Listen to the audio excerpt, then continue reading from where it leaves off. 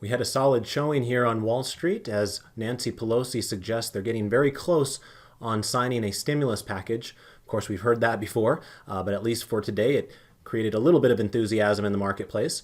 Russell 2000 actually had a pretty solid day, up 1.65%. The other indices were up about 0.5%.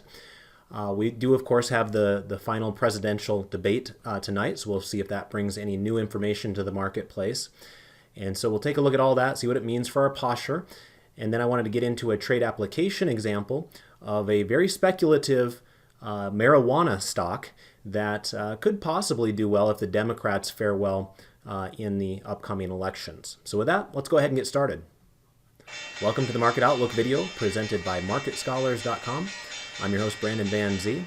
It's October 22nd, 2020.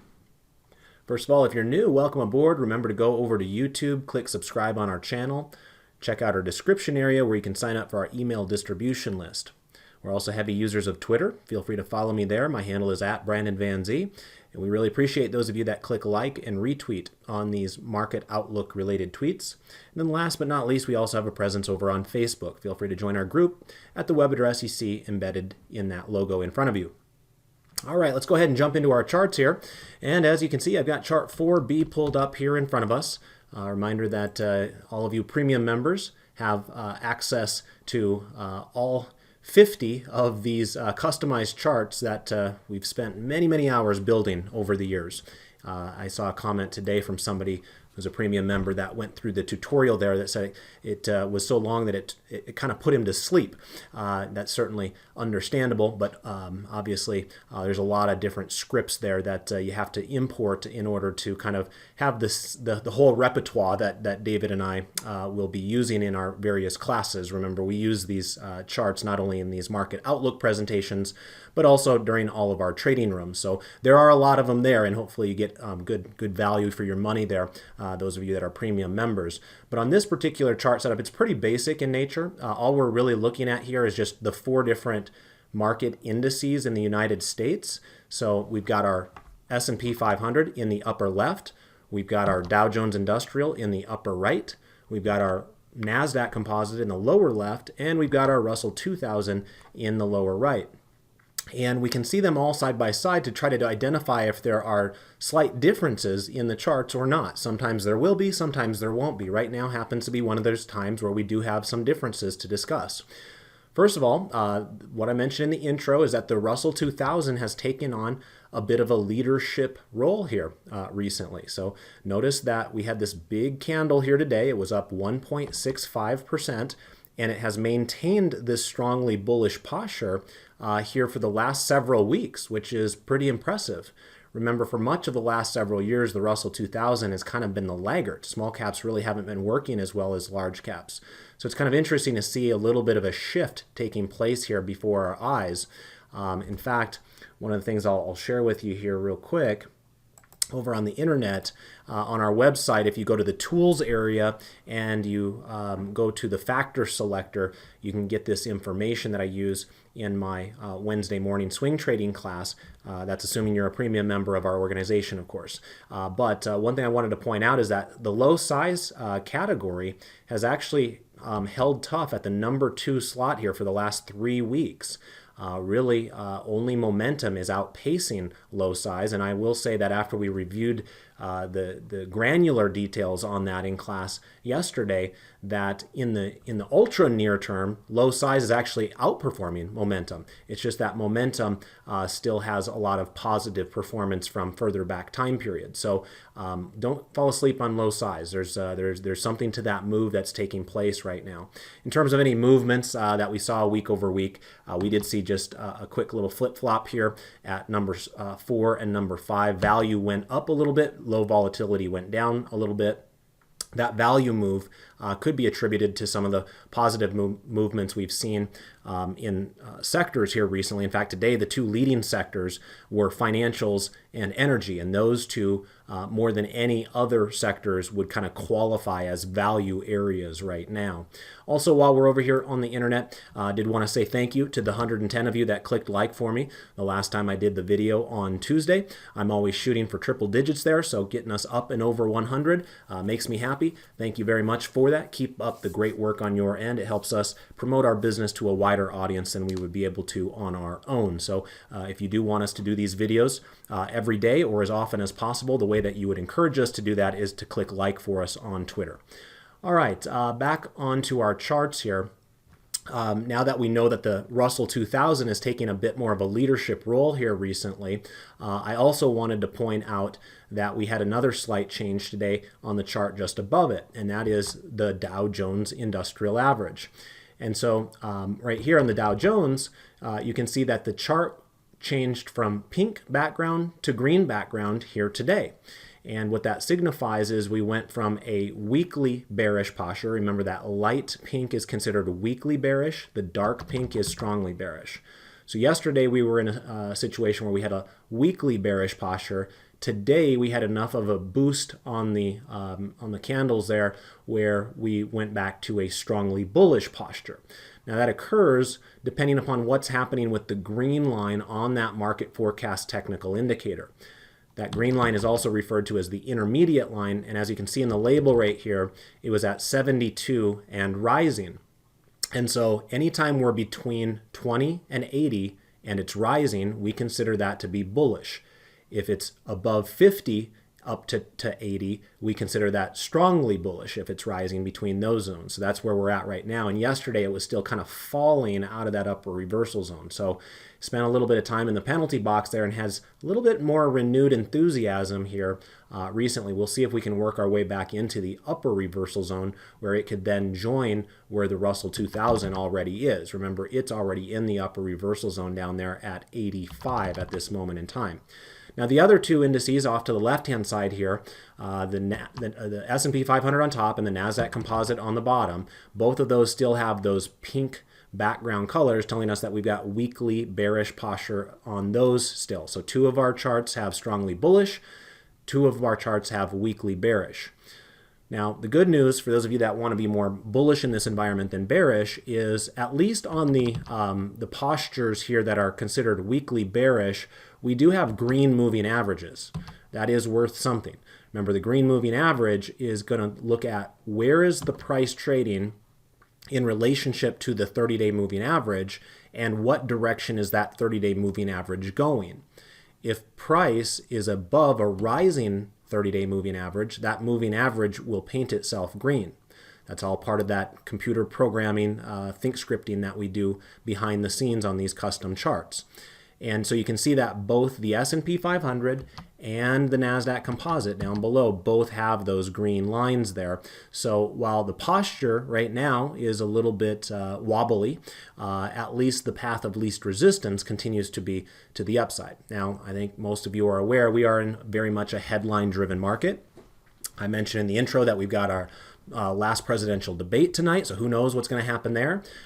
We've got a lot of probably hit pieces that are going to come out between now and Election Day that could sway voters one direction or another as well. And then we'll see what the aftermath of the election is, where I think a lot of people are anticipating we won't even have an answer the night of the polling closes because a lot of mail-in ballots and things like that. So we've got a long fall and winter in front of us, and right now the markets are just kind of meandering, awaiting further price information, and maybe that'll come in the form of earnings or other corporate news. It's hard to say.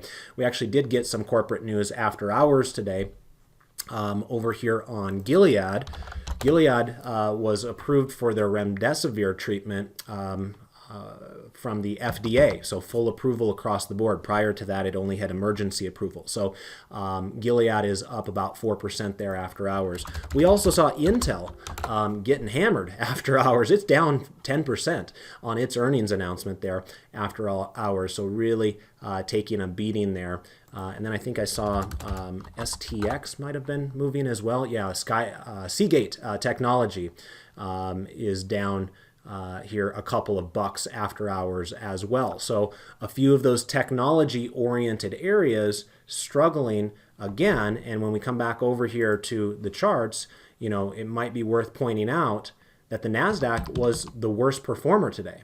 Now, it was up, so that's good, but it was only up 0.19%, and they, along with the S&P 500, are the only ones that have the light pink background color. So I think we've been so assumptive in recent months that technology is leading the way that sometimes we don't recognize when there might be a slight baton pass or handoff there. And right now we're kind of in one of those moments where the NASDAQ is actually showing a bit of signs of wear and tear. Some of those high growth stocks seem to be stumbling just a little bit. One thing I wanted to point out, if I advance to a different chart now, let's go over here to the Factor 6 grid. And I wanted to point out that momentum has actually fallen several days in a row. We have 1, 2, 3, 4, 5, 6, 7 straight down candles here on our momentum factor. This one was kind of a weird one because it actually gapped lower, climbed throughout the day, still finished a little bit lower than the prior close, but at least there was some bullishness on an intraday basis there. Nonetheless, we've had 7 straight closes that were negative for the momentum factor. Now, we talked about that idea of Fastly a couple of weeks ago, how it completely just got massacred, and there was fear that that could start bleeding over to a lot of the other high-flying growth stocks. And I think there has been a little bit of that. My Monday top-down trend trading class, after hitting an all-time high on Monday, we've actually lost value in our account since then, whereas the market itself has kind of maintained it's at least sideways movement since Monday, but our account has lost money, and that account is very much playing into those big work from home stocks and software stocks and things like that. So I think that there is something legitimate that's taking place there. Now, how long it lasts is anybody's guess. The good news is, with the momentum factor, you can see it's still trading above a rising 30-day moving average. So it's not like we want to completely write this theme off yet.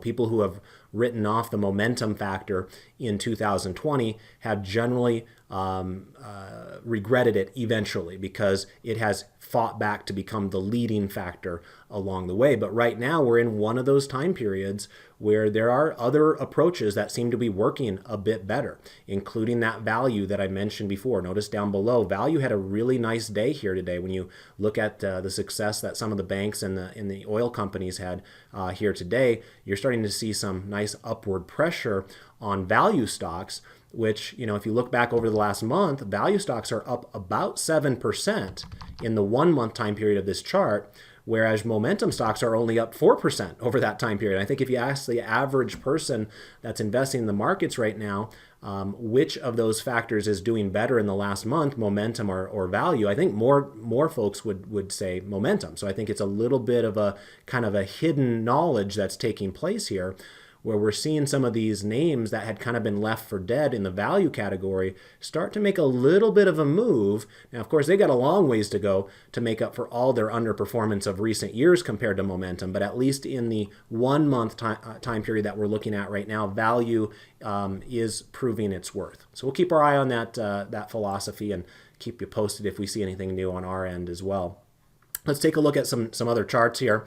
Let's take a look at the 3 green arrows chart and see if we have any changes. We don't, so I don't want to spend a lot of time on it if there's no changes. Right now, we're still in a position where all 4 of our major market indices are basically a mix of green and red arrows. All of them are trading above their rising 30-day moving averages, but all of them also have red arrows on their MACD histograms, and all of them except for the Russell 2000 have red arrows on their stochastic. The Russell 2000 right now is still sitting with its green arrow. But the point is, there is not a very obvious pathway of this market right now.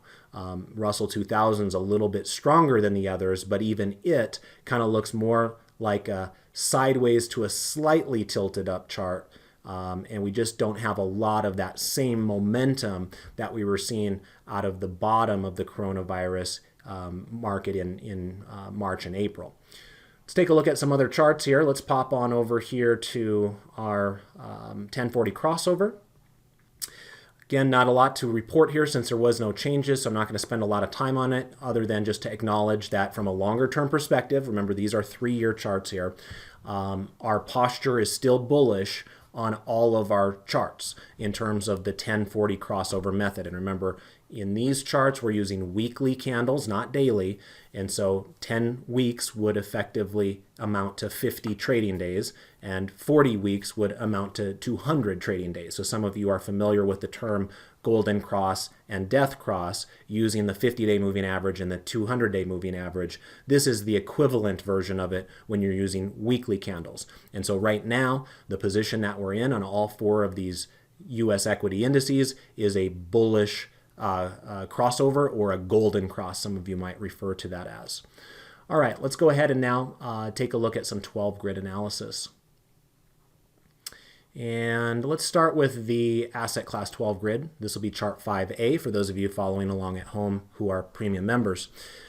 So as we're pulling this up here, a reminder that the background colors of the charts will tell us whether we're bullish, in which case we have a green background, or bearish, in which case we have a pink background. There are a couple of different shadings. As an example, up here at the top in the upper right, we have preferred stocks that have a light pink background, whereas the chart directly below it is real estate, which has a dark pink background. The difference between the two is whether we would consider the posture weakly bearish, like we do with preferred stocks, or strongly bearish, like we do with real estate stocks. And that depends upon where is the intermediate line trading. If it's falling and below 50, the way that real estate is, then we would consider that strongly bullish. If it's falling but not below 50, in this case it's falling between 80 and 50, then it's weakly bearish. So that makes sense as well when you look at the charts, because as you can see, yes, we've had some pressure on preferred stocks over the last week and a half, but we're still trading above a rising moving average. So it's not like we're breaking major support levels or anything like that. Whereas the give back in real estate has been a bit more aggressive here. Notice that the sell-off has pushed real estate back down below its falling 30-day moving average. Notice preferred stocks rising 30-day moving average, real estate falling 30-day moving average, price falling below it. Not a great sign. Have a little bit of a double top kind of going on over there, or at least a horizontal resistance area on VNQ that it struggled to get past. So it's more of its meandering state right now, but it's not a good sign when it's spending its days below the falling 30-day moving average like it is right now. Now, in terms of the other bearish charts on the board, TLT is worth pointing out because it's got a fairly rare oversold cluster signal. You'll notice it had a couple of oversold cluster signals over here on August 27th and August 28th as well. And immediately following those oversold signals, we did have a 4-day rally. Now remember, the signals themselves, these cluster signals, are not meant to say that this is the end of the trend. It's just meant to say the selling has gotten a bit overdone. And so we oftentimes see this type of behavior where we had oversold conditions. First of all, we had overbought conditions here with this red dot. So anybody who would have sold their longs at that point would have been happy when they woke up 3 weeks later to see how aggressively TLT had sold off to the point where it was then considered oversold. And then we had this reversion to the mean type of a move. It met resistance at that falling 30-day moving average and has continued to use that as resistance in the time since, including just about a week ago here. And so what could happen here is we find a bottom on TLT in the next few sessions. We might end up having a push higher, similar to how we did back here. And if it gets back up to that falling 30-day moving average, I would assume, just like I told you on Tuesday, before having any knowledge that we would have this oversold cluster signal, right? It's fallen 2 more days since I was last with you. But I was saying the same thing on Tuesday, which is you have to have a set of assumptions that you're working with.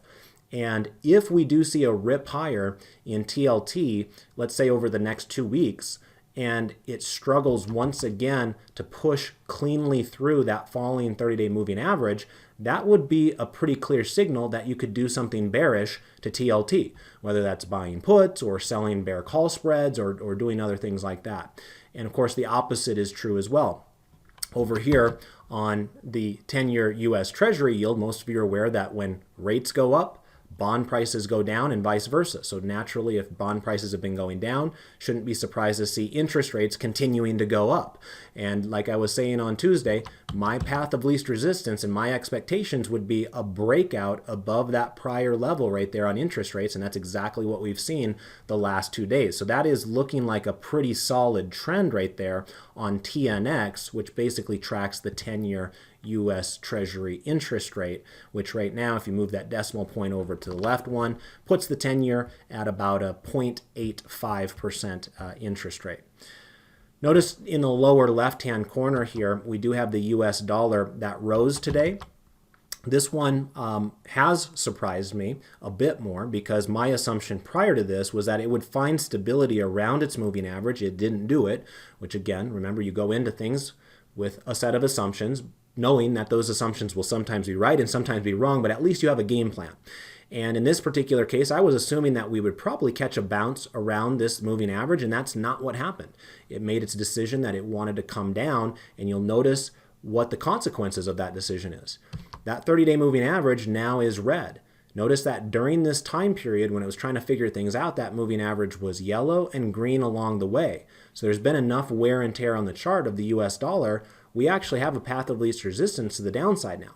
Now, having said that, we're basically kind of in that same level that we were trading at back in mid-August and also early September. So it is possible we catch a little bit of a short-term support in this area, but right now, I wouldn't hold it against you if you thought, hey, we may be heading into a weak dollar environment. Now, if that does happen in a big way, that could positively impact commodities. Now, today you did see that gold was down, right? Gold was down, dollar was up. That makes sense. But you will see that oil was up nicely here today, yet again. And I pointed that out on Tuesday to you guys as well, the fact that, hey, all of a sudden we've got this green moving average that hadn't showed up for the last few months. Now, all of a sudden, we're starting to see some legitimate bounce here in the oil commodity world. Gold's not quite as clean yet, right? It's that the behavior on oil has been a little bit more impressive. With gold, it seems like it wants to make a move, but then it fails. It wants to make a move, and then it fails. So right now, we just continue to play this game where we've spent the vast majority of the last 2 or 3 weeks on gold just a little bit below that falling moving average. So again, if the dollar is going to start falling in a big way, let's say it breaks this prior support level where it was trading back here in early September, if that can occur, then I will assume that gold will have enough oomph behind it where it could get motor into the upside again. On the other hand, if the dollar finds a way to rally back above its moving average, then at this point, you got to assume that gold's just not ready to make its move. So each day provides a new clue, a new piece of evidence that we can use. And right now, it's still looking a little bit more bearish there on gold, but it is possible that if the dollar starts falling, gold could then start following suit with what oil is already trying to accomplish there from the commodity side of the equation. In terms of other charts, I would once again point out foreign bonds. Now, when I was with you last on Tuesday, I was pointing out how BNDX looked a lot better than TLT. So if you were looking for capital preservation in your bonds, the foreign bonds seemed to be a little bit better than U.S. government bonds. Now, BNDX has fallen the last couple of days, just like the U.S. bonds have. But you'll notice that where we stand right now on BNDX is actually a pretty interesting place. We are sitting right on its rising 30-day moving average, and we continue to have a strongly bullish posture on BNDX, just barely. Notice the intermediate line is at 80.48, so that could easily fall below 80 tomorrow, in which case this chart will turn light pink. But right now, you could kind of get away with saying old resistance could become new support at around this level from a horizontal perspective. Plus, you've got a diagonal support level in the form of that 30-day moving average. So if you're looking to play bonds, another thought would be that the foreign bond market continues to kind of outperform versus the U.S. market, generally speaking. You will see here that TLT was down over 1% today. BNDX was only down 0.14% today. Now, high-yield bonds are a slightly different story. Some of you that have been listening to our presentations long enough will recall that high yield bonds are oftentimes a proxy for oil prices. The reason behind that is because it's usually the oil companies in today's environment that have been issuing high yield debt. Those are the ones that are struggling the most. Those are the ones that can't go to traditional borrowing sources at reasonable rates, so they have to issue junk bonds. And so you will find that the high yield bond market will benefit if oil and oil stocks ever start going up. So if you do have a big philosophy that we're close to a bottom in oil stocks and you want to play it through the fixed income market, then buying junk bonds could be a way to benefit from that. In terms of stock behavior across the globe, I would say that the emerging markets continue to be the most impressive. You'll notice that emerging markets were down a touch today. Let's call it break even. They were down 1 penny. But where they're placed on the chart is up here near a 3-month high, and you can see they're up almost 6% over the last 3 months. You're seeing that their counterparts from a developed foreign perspective are barely break even over that time period. And US stocks are almost up as much as EEM, but notice the difference in the placement of the candle. US stocks candle way down here, way below where it was trading on the beginning of September. So you're closer to a breakout opportunity there on EEM. Let's go ahead and take a look now at some sector analysis and pop on over here to the sector 12 grid. And this is chart 5C for those of you that are premium members following along at home. All right, so as we pull this up here, you can see there's a pretty healthy mix between bullish and bearish postures right now from a sector perspective in the United States. Worth pointing out, I mentioned it before, but energy was up 4% today. We also saw financials up 2%. Remember, those are going to be the two big categories in value stocks. So that's really helping the value stock land right now. Also worth pointing out is that energy actually flipped postures since I was last with you on Tuesday. I pointed out that energy was up on that candle right there. I said, but we got to be careful there because anytime you get enthusiastic about energy, they usually not only put the knife in, but they twist it too. There's countless examples in the last several years of people who thought the energy market was done going down and then later regretted that. So we've got to be careful with that. But it is more promising now when we do see a pretty aggressive 4% up candle like this. That's not a small move.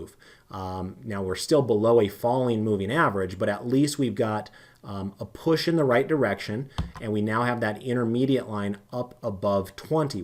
We've emerged out of the lower reversal zone and are rising, so we now have a weakly bullish, not strongly bullish, but weakly bullish posture there on energy. I mentioned earlier in the session that technology and real estate were struggling here today. So again, remember, Intel down after hours. We might see a little bit more pressure there on technology here today. We'll just have to see how that goes. But similar to the momentum factor, no surprise that technology has been down the vast majority of days in the last, call it 2 weeks or so there. So there has definitely been kind of an area where more money is drifting into the financials and more money is drifting into the utilities. We actually had a long conversation about utilities in my my question and answer session earlier today for those of you that are premium members that want to check that out on our calendar. Let's go ahead and do our trade application now. And as an example of a very speculative idea, so I want to preface it that way because this is not for the faint of heart. I'm going to pull up ticker symbol GRWG. This is Grow Generation. This is a marijuana-based stock. It's not a marijuana producer so much as it is a company that sells probably like grow lights and that sort of thing to produce marijuana leaves and farming and things like that. So it's kind of like provides the tools for people who want to grow marijuana. And obviously that's kind of a hot button issue depending upon your stance on things, but without a doubt there's been more flexibility around that topic, at least here in the United States in recent years compared to where we were decades past. And we're seeing more and more states legalizing marijuana. And there's a general philosophy out there that Democrats are a bit more flexible and lenient towards usage of marijuana than Republicans are. And there's probably a little bit of truth to that. And so the reason I'm bringing that up, of course, is we're in a in a political environment right now, and it is possible we see a transition here in a few weeks after the elections in the United States. Nobody knows at this point. It's hard to say. But for those of you that are absolutely convinced in your mind that the Democrats are going to perhaps do a clean sweep, maybe they win the presidency, the House, and Senate, and everything else, then you're going to want to start thinking about, well, what sorts of stocks can benefit from that type of a clean sweep? And a lot of folks think that marijuana companies might be one of those niches that could benefit. So you can see here that GrowGeneration had a nice little bounce here today. Now it's kind of working back to where it was trading back here. This is a company that got really hot really fast for about 4 or 5 days in a row. It just went straight up after its earnings announcement. But then it kind of got hit by a short seller report, and there's a lot of controversy around the company. So again, it's not for the faint of heart. This is not a blue chip company by any means. This could end up being a scam for all I know in the end, which is why you got to be careful, and you have to make sure you define your risk one way or another when you go into a knowingly speculative situation like this. So as always, I've already placed the trade, and I sent out the screenshots and the data for that trade to all of you that are premium members of Market Scholars that use our Telegram app. And so all of you should have that information already. But to catch everybody else up to speed here in the free video, what I did was I bought a long call spread, and I think it was the November contracts that I purchased, and it was the 1750 was the one that I purchased, and it was the 2250 was the one that I sold. So just like a lot of spreads, you have one side of it that you bought and another side that you've sold. So I'm doing a long call spread, meaning that it was a debit spread. I paid, I think it was $2.50 out of my pocket for that to access a $5 wide spread between 17.5 and 22.5. So if I have the opportunity from a spread perspective to make $5 and I spent $2.50 out of my pocket for it, that basically means that my opportunity is that last $2.50. So in other words, I'm trying to spend $2.50 with the potential outcome of making $2.50, which of course would be a 100% return if it played out that way. But, we'll have to see, because naturally, if the Republicans have a sweep or do much better in the polls than what most people think come election time, this stock could easily fall. It also has earnings coming out probably before November expiration. Yeah, it looks like their next earnings would probably be around November 13th. And so we would be holding these contracts theoretically, unless we got at them before then, through an earnings announcement. So that's why, again, I'm stressing that this is highly speculative. And the reason I'm willing to take this highly speculative trade is because I know what my risk exposure is. It's $250. That's it. No matter what happens, if this stock gapped down to zero, my risk exposure here is $250, and that's it. So, make sure you proceed cautiously on this. But you can probably see why, I chose to select this one today. Had a really nice day. It was up 7% here today. Had some pretty good volume behind the move and easily cleared these prior candles that we were dealing with. We kind of had this candle, this candle, this candle, and this candle that we were dealing with. And today we closed above the top wicks of all of those candles. And now we're back to the only close that was higher than today's close was this close over here on August 19th.